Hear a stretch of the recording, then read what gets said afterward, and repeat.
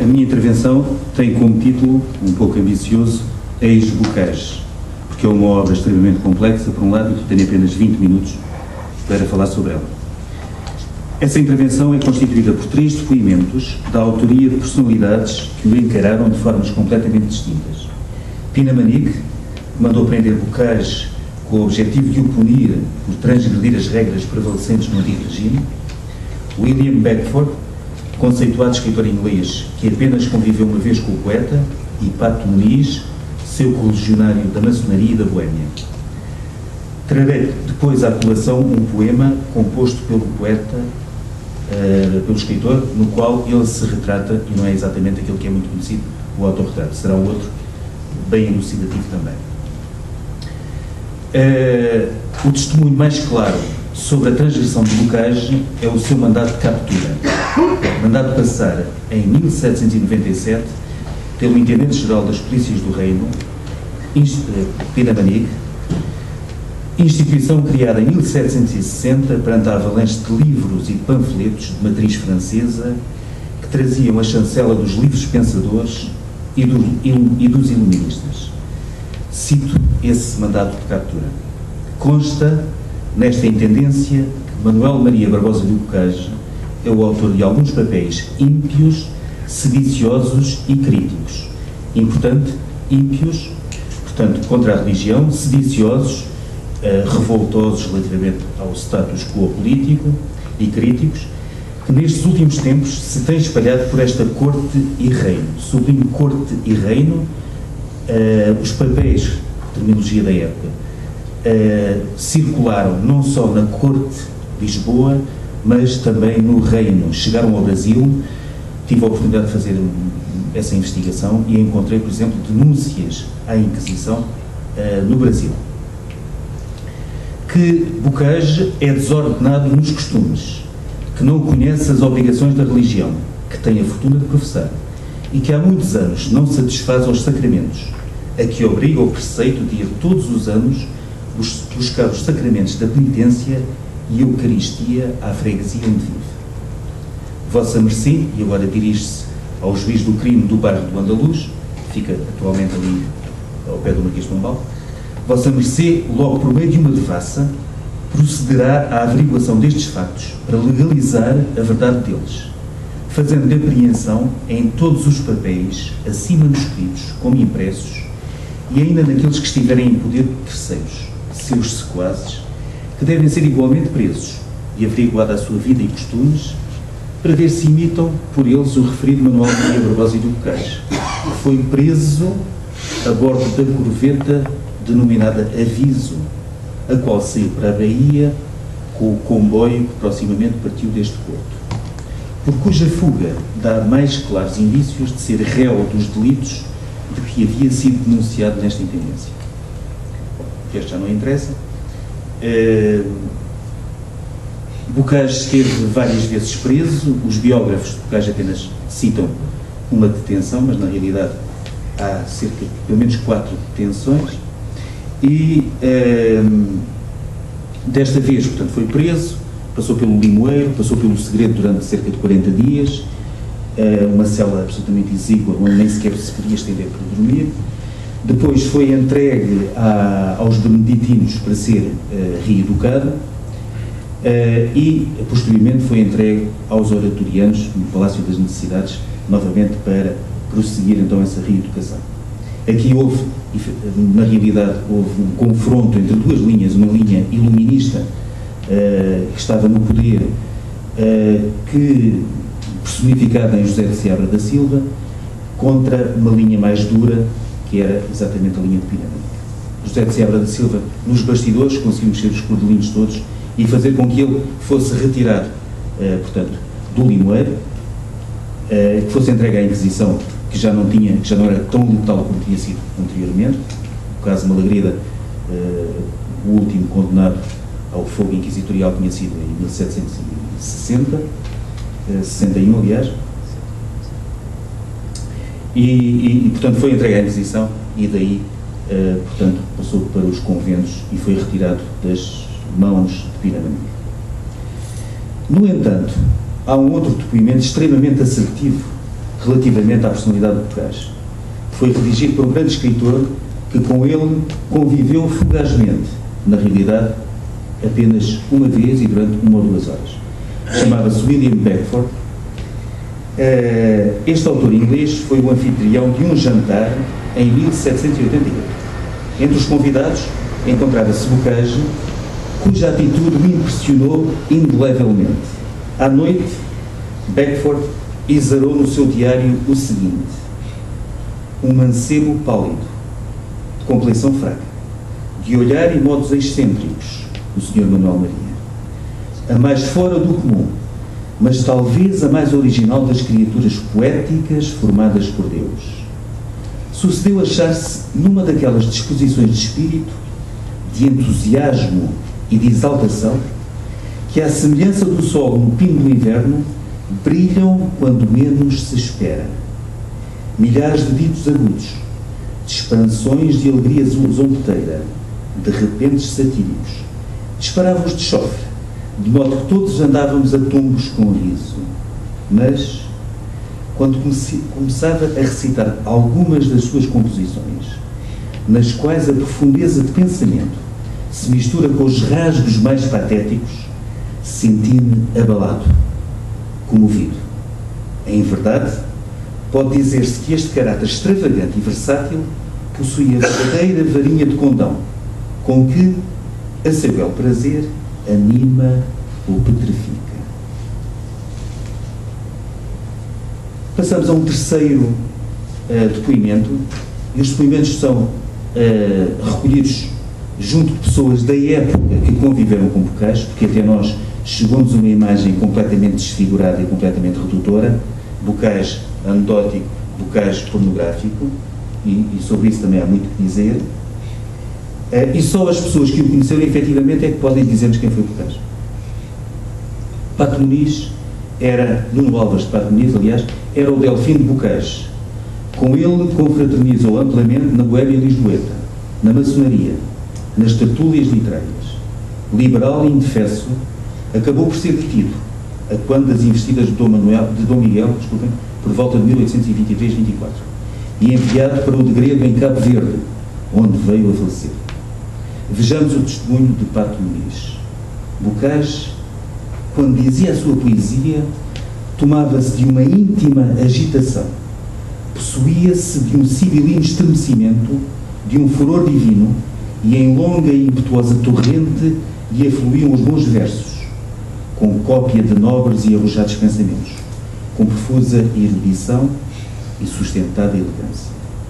Bocage, improvisando, era um prodígio que eu não espero tornar a ver, era um prodígio que ninguém deixou de admirar. Alguns dos seus verdadeiros amigos viam em seus improvisos uma grande ruína de sua saúde, pois que ele, nesses tropéis de fantasia, descorava, afogueava-se, estremecia, caía-lhe em baigas o suor e não comia. Bocage, nos últimos anos de vida, e ele morreu, como sabem, com 40 anos, já raramente improvisava. Por isso mesmo, havia reprimido e moderado os ímpetos da fantasia, cogitava de mais longas composições e tinha projetado uma epopeia sobre o descobrimento do Brasil. Bom, passemos agora a um poema do próprio Bocage. Não é exatamente o autorretrato que todos nós conhecemos, que seria bem elucidativo também, como sabem, mas recorri a um poema menos conhecido, mas não menos elucidativo. De cerúleo gabão não bem coberto, passei em Santarém chuchado moço, mantido às vezes de sucinto almoço, de ceia casual, jantar incerto. Dos esburgados peitos quase aberto, versos impinge, por miúdo e grosso. E do que em frase vil chamam caroço, nós dizemos massa por dinheiro, e do que em frase vil chamam caroço, se o quer, é vox clamantis in deserto. Pede às onças ternura e dão-lhe motes, que tendo um coração como estalas, vão nele acomodando a mil peixotes. Sabes, leitor, quem sofre tanto ultraje, cercado de um tropel de franchinotes, é o autor do soneto, ou o Bocage. Ex-Bocage. E qual é o seu legado? Em primeiro lugar, a poesia de primeira água que nos legou, lírica, de intervenção social, satírica e erótica. Uma obra versátil, diversificada, disseminada por todos os géneros poéticos cultivados no século XVIII. O soneto, especialmente, como é óbvio, mas também a fábula, a décima, o improviso, o elogio, o epigrama, a elegia, o epicédio, tantos outros. 7 volumes no total constituem a sua obra em apenas 40 anos de vida. Em segundo lugar, friso que Bocage apenas escreveu poesia, não há praticamente prosa, não há correspondência, há um ou outro prefácio à obra dele, prefácios normalmente breves. Em segundo lugar, o escritor iconoclasta, que em múltiplos sonetos e em 2 manifestos iluministas em verso, Epístola a Marília e Cartas de Olinda e Alzira, pôs em causa os alicerces da sociedade do Antigo Regime. A saber, criticou a nobreza parasitária, a religião punitiva, pugnou pela cidadania do método experimental, fez a apologia do hedonismo, denunciou a hipocrisia clerical, desafiou a escolástica na sua poesia didática, denunciou a educação então ministrada e reivindicou o prazer no feminino, que era absolutamente revolucionário em Portugal. 2 mulheres, Alzira, Olinda e Alzira, que discutiram, portanto, as suas primícias sexuais nesse livro que citei. Em terceiro lugar, o tradutor rigoroso e criativo, quer do francês, ele era de origem francesa, como sabem, o avô veio para Portugal, era um normando que veio para Portugal reorganizar a nossa marinha e que se casou em segundas núpcias já com uma portuguesa, aqui em Lisboa. Em quarto lugar, e do latim, portanto, quer do francês, quer do latim. Em quarto lugar, o paradigma cívico, o intelectual que nunca optou com a classe dominante. Preferiu viver à margem da sociedade. Cá está a volta ao poema que li há pouco, sucinto almoço, jantar incerto, portanto as próprias refeições eram precárias, a própria forma como vestia, esburgados peitos, enfim. Preferiu viver à margem da sociedade, praticamente na miséria e dependendo da solidariedade dos seus amigos e daqueles que admiravam o seu género. Finalmente, o poeta popular continua a ser evocado pelas melhores razões e também pelas piores razões no nosso cotidiano 250 anos após a sua morte. Em grande parte por aquilo que não fez. Não consta que tivesse dito anedotas e a pornografia que lhe é atribuída não deve pertencer à sua parte. No primeiro caso, confundiu-se a filosofia satírica que os seus epigramas e alguns sonetos encerram com a brejeirice, tantas vezes primária, e o xiste gratuito. No segundo caso, partiu-se de um equívoco, de alguma forma criado por Inocêncio Francisco da Silva, quando organizou as poesias eróticas satíricas e burlescas e as publicou na estrita clandestinidade, escrevendo no frontispício, como local de edição, sucessivamente Bruxelas, Amsterdão, Paris, Rio de Janeiro e até o Chinchina. Grato pela vossa atenção.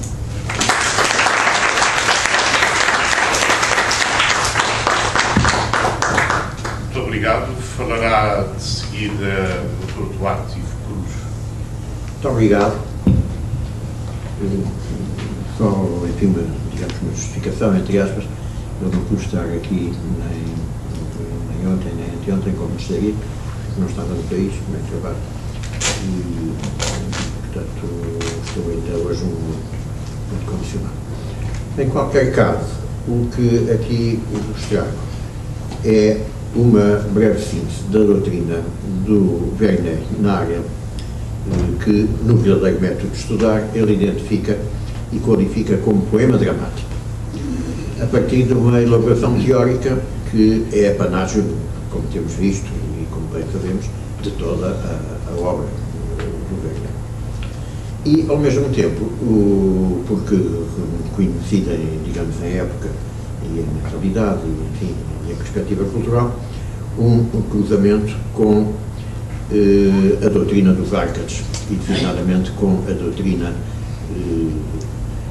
elaborada e divulgada por Pedro António Correia Garção, e um pouco sobre a obra dramática da Arcádia Lusitana.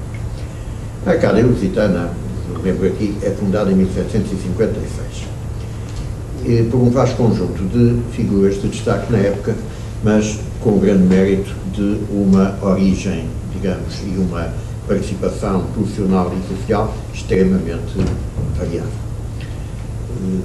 O Quito era barbeiro, enfim, o Correia Garção acabou preso por razões de qualquer mal, nunca soube porquê, mas antes disso era, digamos, um alto funcionário. Desculpe. Enfim, e, portanto, é interessante como a Arcádia já dava um passo no sentido de uma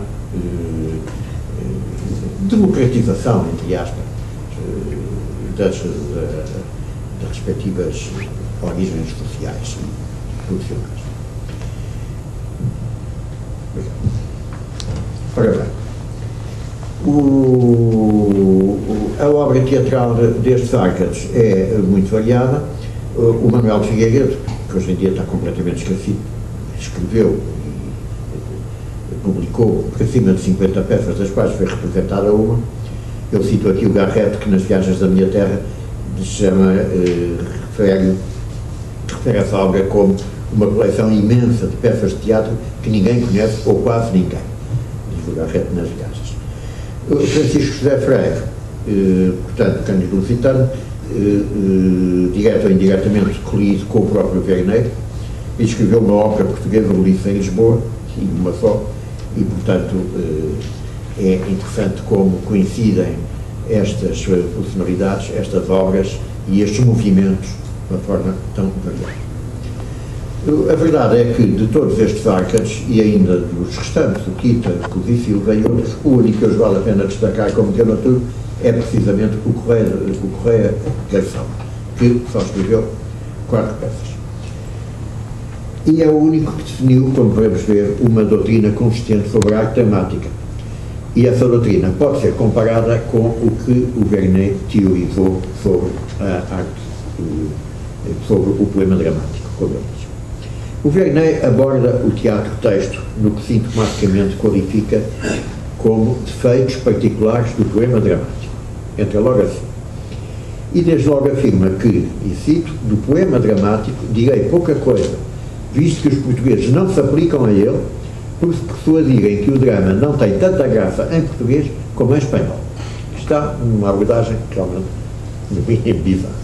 E ele discorda deste juízo, que considera generalizar. Este juízo comum não tem sobra de verosimilhança, e desenvolve. Reconheço que toda a poesia soa melhor na língua italiana que noutra alguma, o que confessam os eruditos das outras nações que chegaram a possuir bem a língua italiana e alguns franceses de outros, não obstante que outros queiram que a francesa seja própria para a poesia. Com que, com sua licença, entendo que dizem muito mal, pois a língua francesa é pouco própria para a poesia, pois não tem nervo nem harmonia, o que é realmente, enfim, dá que pensar. E o Verney é categórico numa curiosa análise da potencialidade dramática dos idiomas em presença.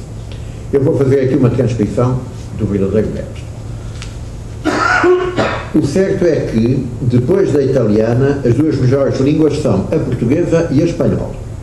E eu acrescento mais, que a portuguesa parece-me mais própria para alguns géneros de poesia do que a espanhola, porque é sisuda e grave, e não tem aquele falso brilhante que muitos loucamente admiram na espanhola.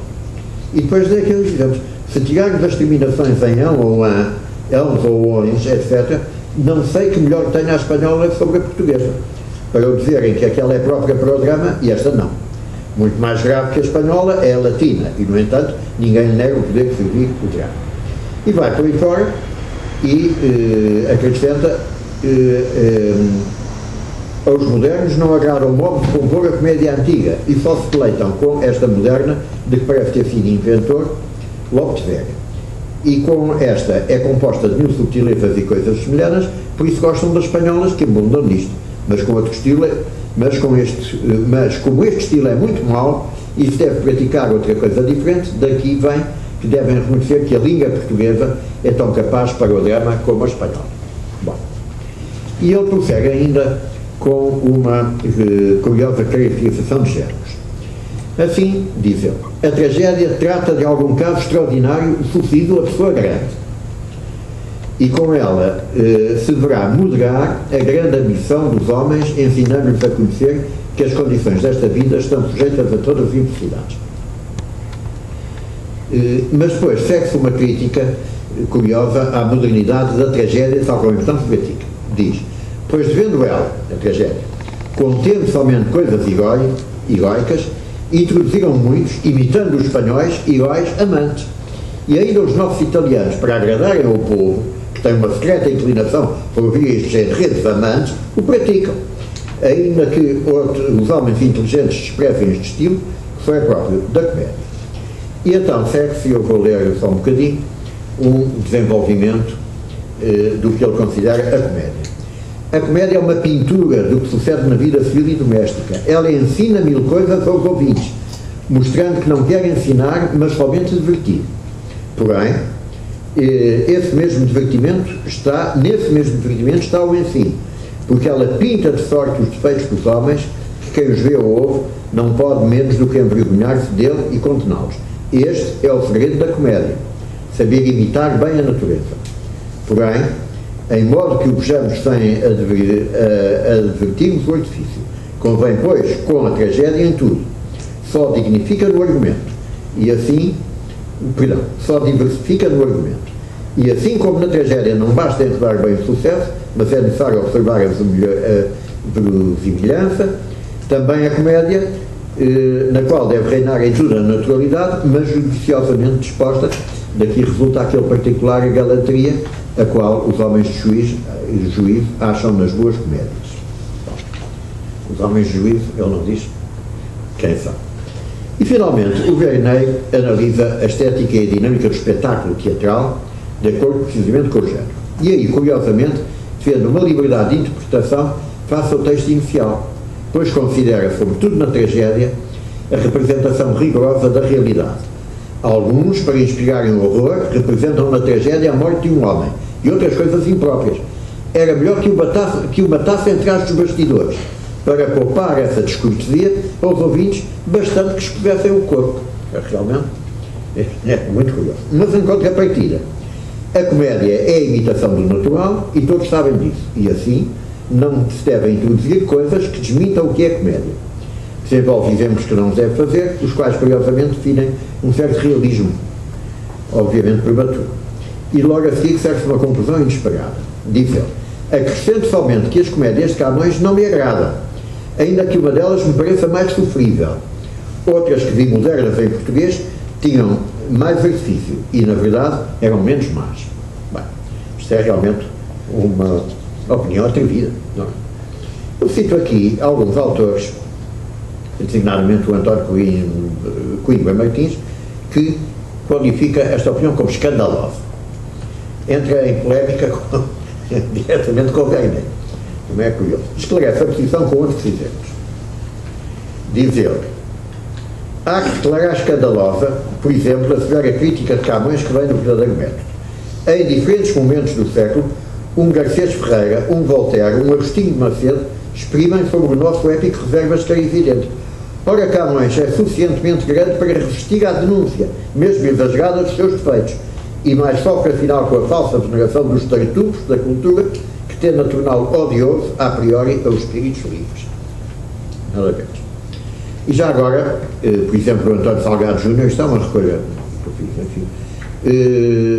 O verdadeiro método corresponde a uma intenção de apresentar as disciplinas aprendidas de forma que fossem orientadas e metodizadas mais racionalmente. Isto é o prefácio à edição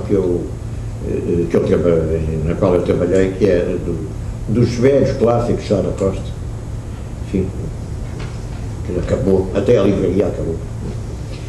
E daqui, a partir daqui, eu faria então uma referência ao Correia Garção, como fundador, animador e dramaturgo referencial da Arcádia Lusitana, que é de 1756. Seguirei, Garção, efetivamente, para lá das 4 peças, sem sucesso nenhum, que escreveu e que chegaram até nós duas, o Teatro Novo e a Assembleia Partida, em sucessivas dissertações e orações proferidas na Academia, na Arcádia, perdão, e mesmo nas peças referidas de outra maneira, sistematiza e define uma espécie de teoria geral arca sobre a dramaturgia e a criação literária em geral, que eu sintetizei do seguinte modo. Isto é, portanto, a lição do Garção e que cruza com a teoria do verdadeiro método de estudar de uma maneira curiosa. Primeiro, teatro. Não ensanguentar o teatro. Isto é, não representar cenas violentas antes de narrá-las. Cá está, porque é que se mata em cena, mostra-se o humor. Bom, provocar a compaixão e o terror, de acordo com a lição de Aristóteles. Encadear a ação, de forma a conduzir progressivamente o espectador ao desfecho. Despojar a cena, deve ser simples e austera. Homogeneizar o perfil psicológico das personagens. Educar através do teatro. Imitar os antigos e os clássicos. E cita, enfim, os clássicos gregos e romanos. Os portugueses citam o Ferreira, António Ferreira, Sá de Miranda, Gil Vicente, Camões. E fica por aí. Bom. Isto suscitou opiniões que eu, para terminar, trazia aqui e que são curiosas. Por exemplo, Teófilo Braga, no que respeita aos estudos de literatura portuguesa, e que, no que respeita aos estudos de literatura portuguesa, digo eu, está injustamente muito esquecido, porque tem coisas realmente muito interessantes, se bem que às vezes há ali um rigor de informação que é discutível. Ele desenvolve muito o estudo do verdadeiro método de estudar e considera o precursor da análise crítica entre nós da literatura europeia. E então, em relação à Arcádia Lusitana, é perfeitamente ditirâmico. Diz, não chegou a 2 décadas a sua duração, mas nesta passagem meteórica deixou um traço de luz que influiu em todo o resto do nosso século XVII, não obstante, não obstante as suas doutrinas estéticas, pela sinceridade com que considera a sua missão dignamente e oportunamente cumprida. O Fidelino, por exemplo, na história da literatura portuguesa, abre o estudo sobre o Garção com o enquadramento determinante em Verney, o qual varejará toda a vida mental de então, no seu verdadeiro método de estudar, sem deixar de conceder amplo lugar à análise e apreciação das teorias poéticas da sua prática. Isto, portanto, ele abre a análise sobre o Garção com esta referência ao Verney. E o António Alberto Andrade, que tem aquele tese de quase 800 páginas, que é realmente impressionante, Verney e a cultura do seu tempo, é uma edição da Universidade de Coimbra, 1963, não estou a exagerar, podia ter trazido para mostrar, mas era pesadíssimo para trazer. Afirma, como para Verney, também para Garção, o classicismo é sobretudo processo de técnica, em que a elegância transborda naturalmente da simplicidade, da pureza da língua e do valor normal dos vocábulos. Cruza os dois. E avançamos já para terminar.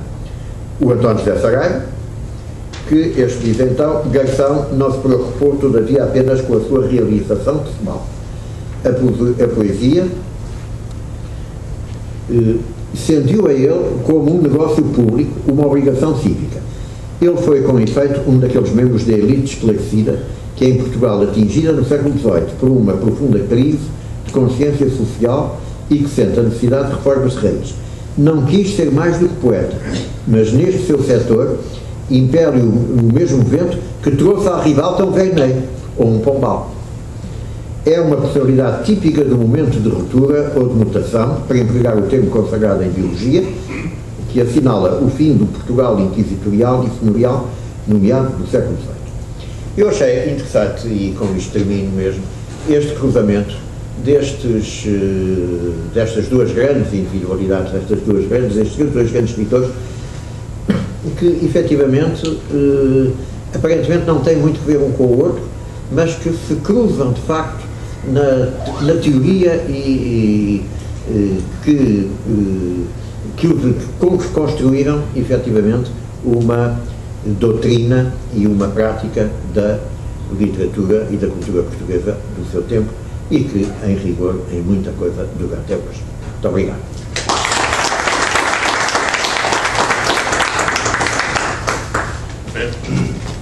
Muito obrigado aos três oradores.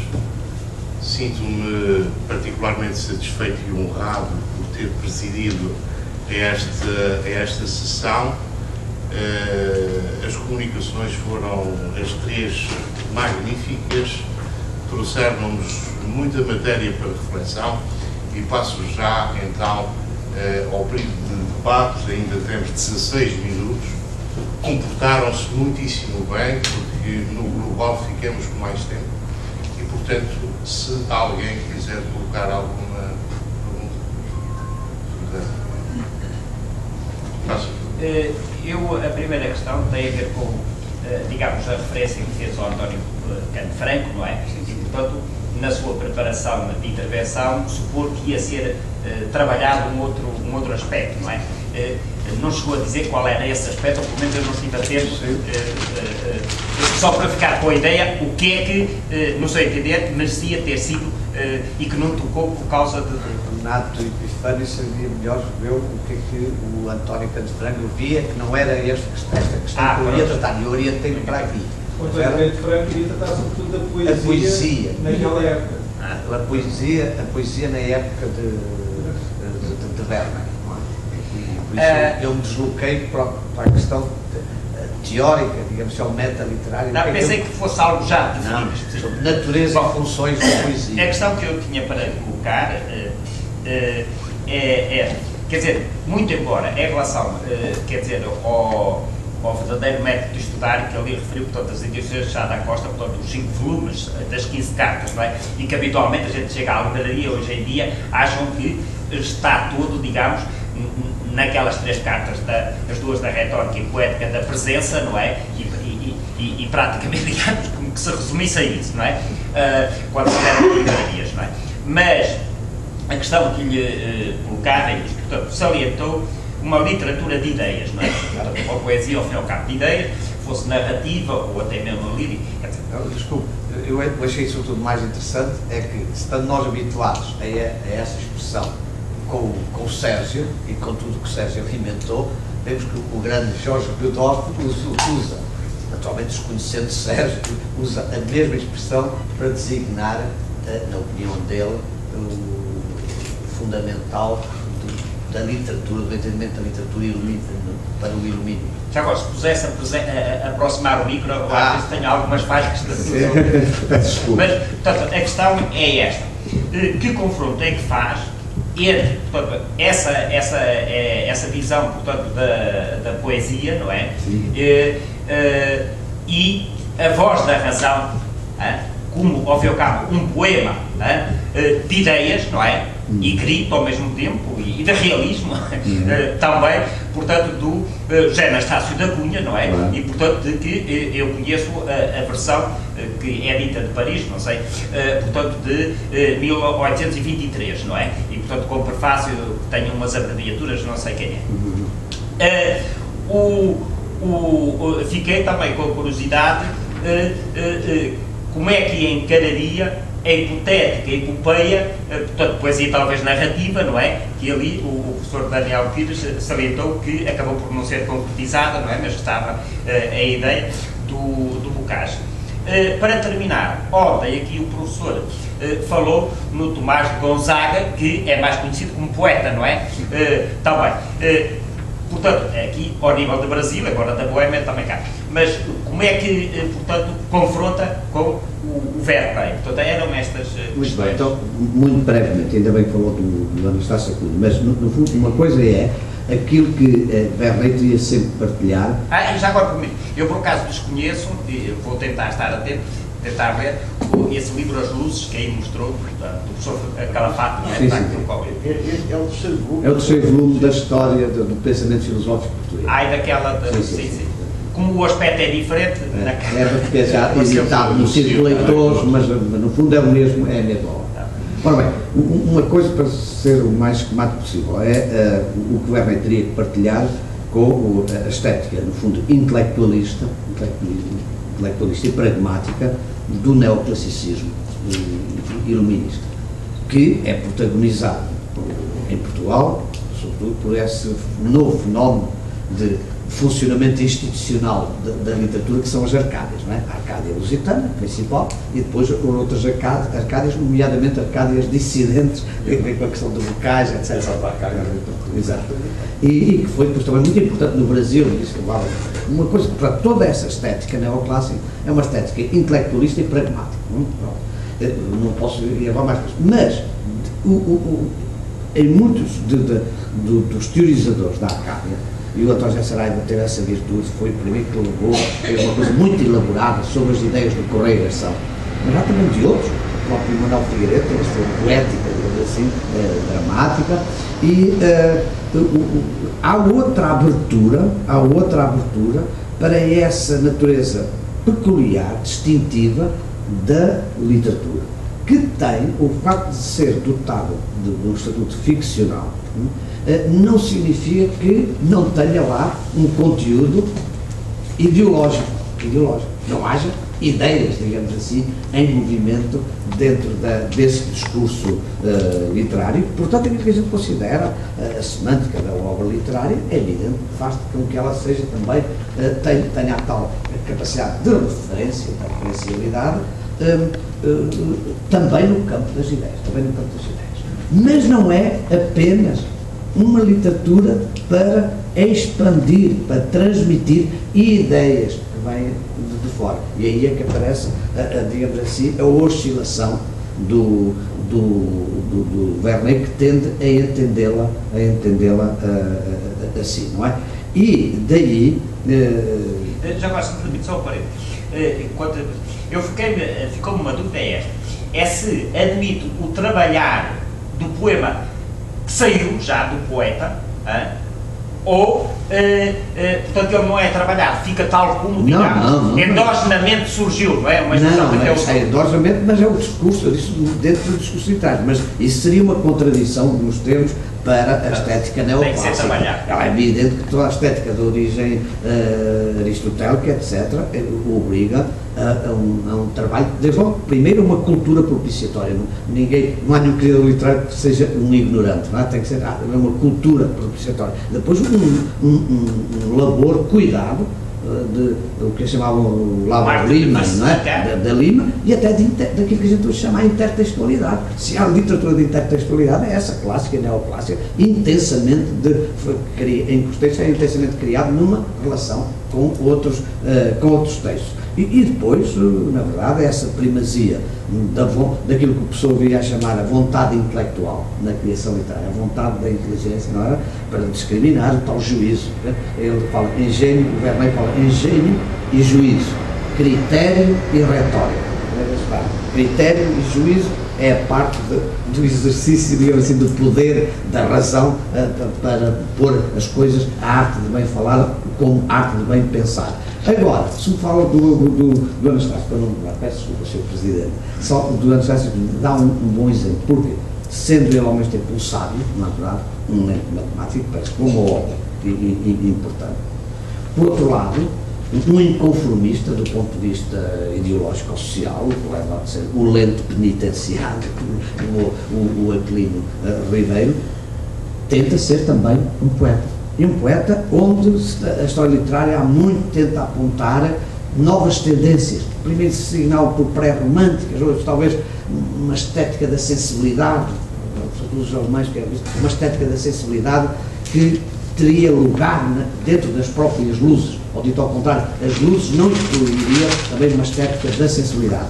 E o que é curioso, para marcar essa natureza distinta do texto literário, neste caso do texto poético, é que o Anastácio da Cunha está perfeitamente à vontade para, fora da criação de arte literária, para exprimir os seus conhecimentos de cientista e de matemático, mas na poesia o que é mais interessante é o que nela está a latejar de diferente. Por exemplo, a tal expressão dos movimentos apaixonados que falava o Verney. E aí o estilo dele às vezes é canhestro, porque ele ainda sente que ainda não tem os meios, não encontrou, não era muito dotado talvez para isso, o Bocage.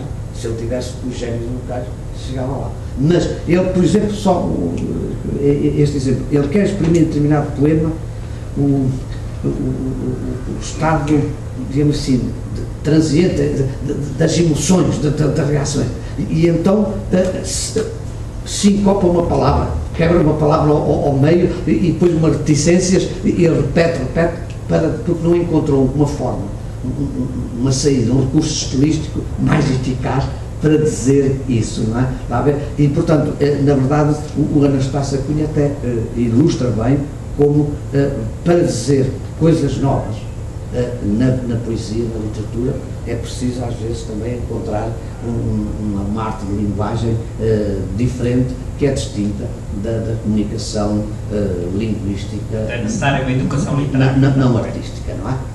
E é isso que me parece que o Verney, umas vezes parece atender a isso, aquela coisa das figuras e dos tropos, e noutras vezes trava em nome da racionalidade científica e pragmática, e para mim isso é um ornamento, e como tal também dispensável, mas está bem, ele diz, a poesia não é pecado, não é? Os que dizem que a poesia é pecado, o pecado é má poesia, e para a má poesia são os que não têm juízo, não têm critério e não têm cultura, são ignorantes e fazem mal a poesia. Portanto, o pecado não é pecado, é só má poesia, mas que não é uma coisa necessária. E por isso o seu estudo pode ser facultativo.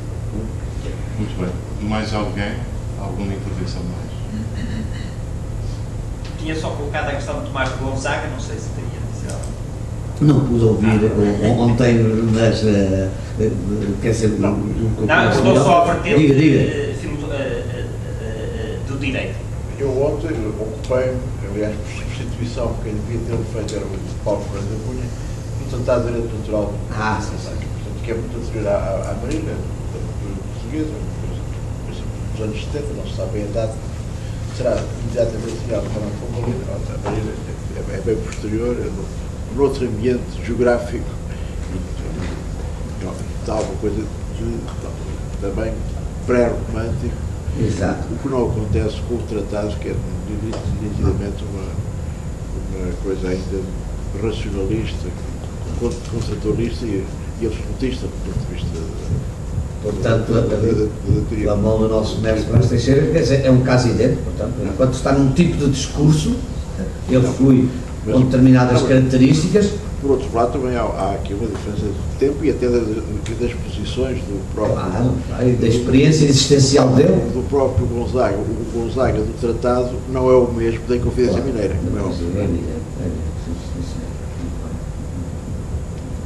Mais?